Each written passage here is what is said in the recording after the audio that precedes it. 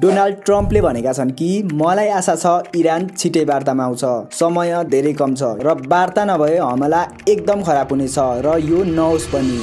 Iran र USA बीचको सम्बन्ध अहिले एकदमै बिग्रिएको छ। डिसेम्बर 28 देखि इरानमा सुरु भएको प्रोटेस्टमा इरान सरकारले दमन गर्दा हजारौंको ज्यान गयो र यो घटनामा मिसिन पुगे अमेरिका। जनवरी 2, 2026 मा यो घटनाबारे प्रतिक्रिया दिँदै ट्रम्पले भने यदि इरानले पिसफुल प्रोटेस्टरलाई मार्छ भने उनीहरूलाई बचाउन अमेरिका आउनेछ। मतलब अमेरिका ती आन्दोलनकारीको साथमा छ। त्यस्तै फेरि 30 जनवरी 2026 मा ट्रम्पले भने कि इरानी देशभक्तहरू विरोध जारी राख्नुहोस्, अमेरिकाबाट मद्दत आउँदैछ।